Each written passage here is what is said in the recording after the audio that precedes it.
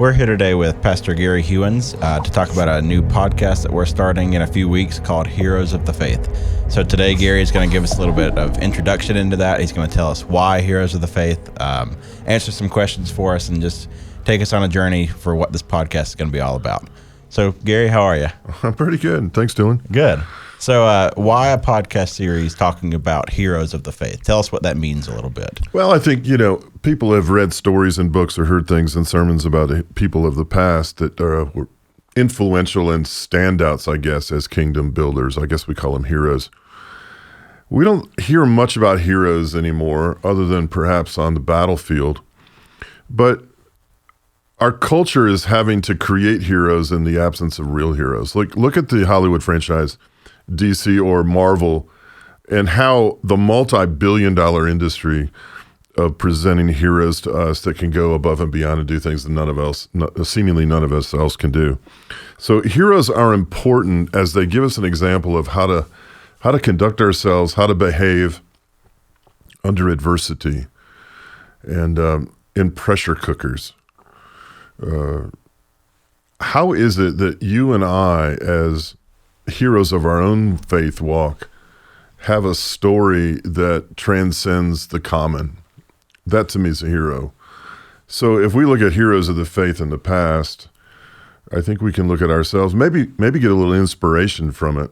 Because if you look at the heroes of the faith, even in the first century and after that, you're talking about people who overcame adversity, like things like genocide or incredible persecution, heavy oppression, imprisonment, economic distress, poverty, health issues.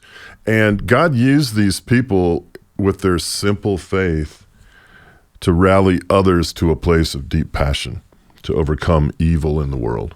And an even worse enemy than evil. We'll get to that during that series as well.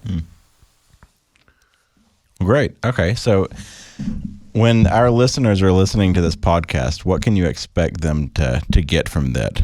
What do you think is going to be placed on their hearts with this podcast? Well, the first thing, I think anything we're doing is worth informing people. I think we should all be eager to learn something, myself included. What are we going to learn about these people maybe for the first time, or how are we going to reinforce or augment our knowledge base of what the history of the church is all about and key kingdom builders within that story? So I think you can expect to learn something.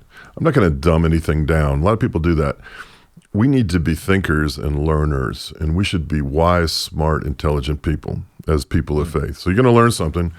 I think the second thing is that it's probably going to cause us to really look at maybe are we grateful for what we have, because there is oftentimes the lack of adversity or the lack of the conditions in which these people rose above. So gratitude, I think it will strengthen our allegiance to Christ, and I think it will inspire us. I think we'll look at adversity differently, well, more maybe as an opportunity than something to complain about. Not that we are, but some do. What is it that God is allowing to come our way that would cause us to see it more as an opportunity or a ministry? And I have some people here in our own church that I look at as heroes. I want to share a little bit about their story, how I see how they take something very tragic and use it for the glory of God. So information, inspiration, and gratitude, I think you'll get out of this series. I'd also encourage your children to listen. I know we have homeschooled children, and I know we have public school children in our school, in our church, but they're not getting this material, I can tell you that. But I think it'll be presented in such a way that it'll be quite educational as well as transformational. So let's give that a shot. Awesome.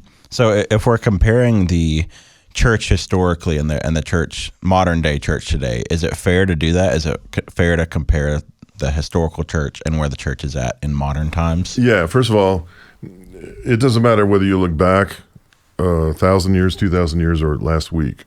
Remember, Book of Hebrews tells us God is the same yesterday, today, and forevermore. So we're interacting with the same God who's dealt with people who have been tested before.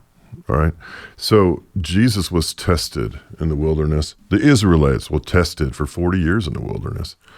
Testing is a common thing in this thing we call the human dilemma. It's inevitable. You can't escape it. Testing's coming. Okay. some kind of test, financial, health, spiritual, whatever. I don't have to go on. You know what I'm talking about. So testing is something we can learn from our brothers and sisters in the past.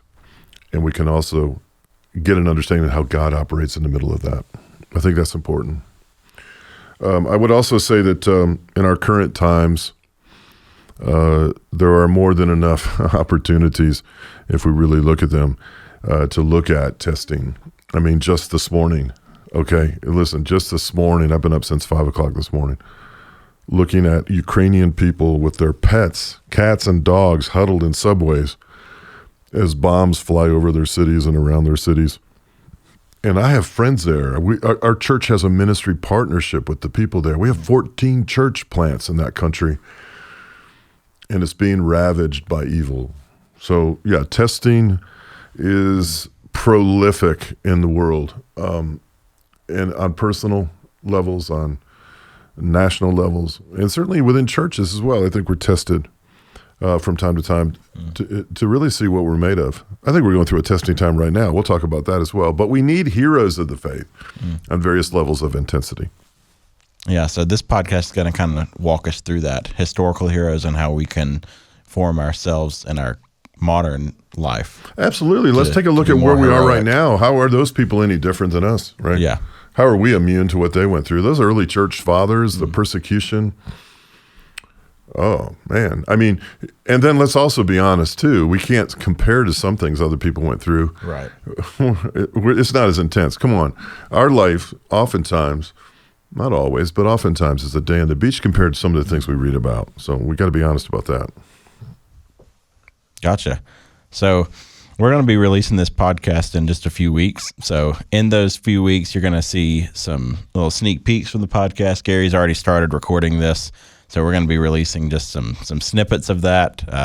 Got some content that he's going to be customizing just so you can get ready for it. But all I can say is just get ready to listen, get ready to just hear and have it sink into your heart. Gary's going to be having a great podcast for us. And he's going to be speaking to us how we could be heroes in our everyday lives. And I'm excited about that. You asked me some questions. Let me ask you one. Let's hear it. Let's see where you come up with. Turn the tables on me. As it pertains to the church, the church of Jesus Christ, like throughout the world, Matthew 16, Jesus looked at Peter and said, "Who do you think I am? Who am I?" He goes, "Thou art the Christ, the Son of the living God." And Jesus said, "Well, flesh and blood didn't reveal that to you." And then Jesus looked at Peter and he said, "Upon this rock I'll build my church, and the gates of hell shall not prevail against it." So my question to you is this: what is the greatest enemy of the Church of Jesus Christ, even now, even on our plateau, and even for thousands of years? What's the greatest enemy? I know I ambushed you with that, but what do you think? My mind goes to either disbelief or apathy, which being there you go, lukewarm. Nice answer, man. Let's call it the greatest enemy of the church. I wouldn't even say it's Satan. I think we empower him in our own minds that he has more authority over us than he actually does. I don't know why we do that. But I think the greatest enemy of the church, of this church, is indifference. Because indifference reeks of a lack of love, a lack of compassion, a lack of passion, and a lack of any kind of desire, regardless of the circumstances, good, bad, or indifferent, to be a hero of the faith. Heroes of the faith have to annihilate indifference and replace it with something passionate, compassionate, and they have to die to their own selves for the benefit of others. That's what you and I are called to do, and that's how I'm called to lead you. So I'm offering a podcast series for your entire family that deals with the annihilation of indifference and the proliferation of faith and passion. And may it be a heroic process. How's that? Sounds like it will be. Let's wrap up with that. I know we're excited to hear it. So you guys just stay tuned in the next couple of weeks. We'll be speaking more about that. You'll see it out front on the slides, and you'll hear Thomas talking about it. So just get ready for that launch date. And thank you, Gary. Okay, you're welcome. Thanks, Dylan.